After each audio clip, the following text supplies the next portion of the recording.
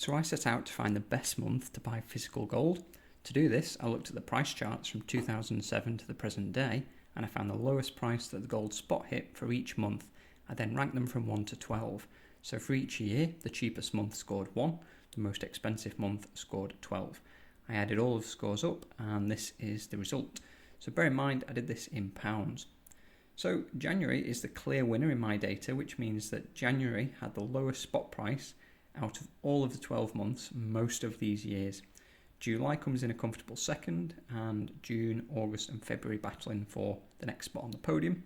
May rounds off the top 6, and the back end of the year tends to have the least of the low price points.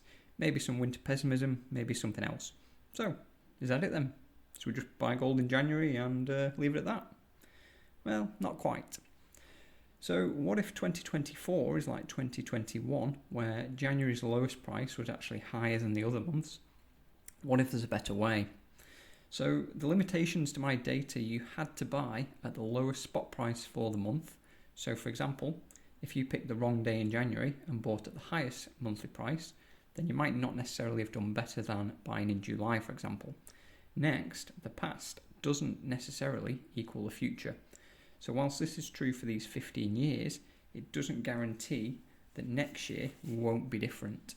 So there are many different moving parts around the gold price, and also personal circumstances may dictate that you don't have the money when the price is at the lowest. Next, the premiums on physical gold are not static, neither are dealers' stock levels, and so on. If there was a higher demand and the cheapest price dealer then sells out on a particular day, then maybe that's it. Maybe you are, having to buy at a higher price point then. So the type of coins you're buying might not necessarily track spot too closely, but more on that later. Perhaps you come across a great deal on the second-hand market and you're just in the right place at the right time. Maybe 1 month you want to buy something different.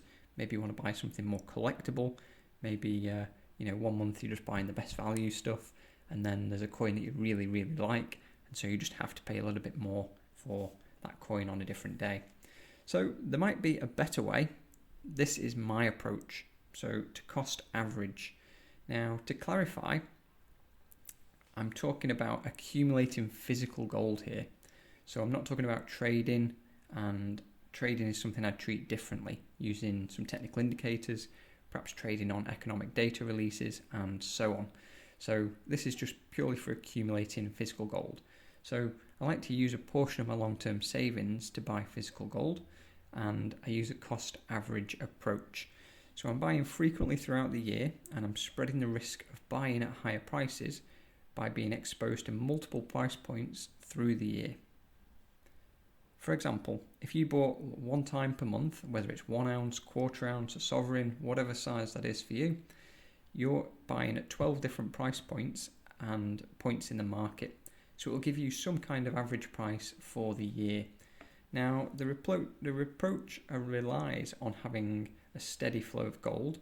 So if you're always buying the same coin, or if you're just buying whatever gold coin is best value, you could end up with a Krug 1 month, Sovs the next, Brits, maybe some francs, or even bars. It could be literally anything. So if you're more of a collector, or if you're doing a date run or something like that, you might just have to pay up for whatever the price is at the time, and you're not necessarily tracking spot quite as closely. So the main points I want to communicate in this video is that you don't have to get the lowest prices all of the time to still have gold look after you well in the longer term. You've also got to consider that you are spending in different ways. So some people's spending habits, they maybe just can't help but spend all they earn, and they often have nothing to show for it afterwards. Others might just invest every spare penny they have, and so you've got to consider the opportunity cost of non-yielding gold. So there are pros and cons, and I always say, consider what is right for you. If you can buy low premium coins and hold on to them for the longer term, gold can potentially look after you like it has done for me.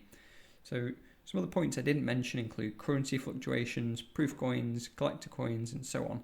And I've got other videos covering different topics, but hopefully you enjoyed this one. So I'll talk to you in the comments.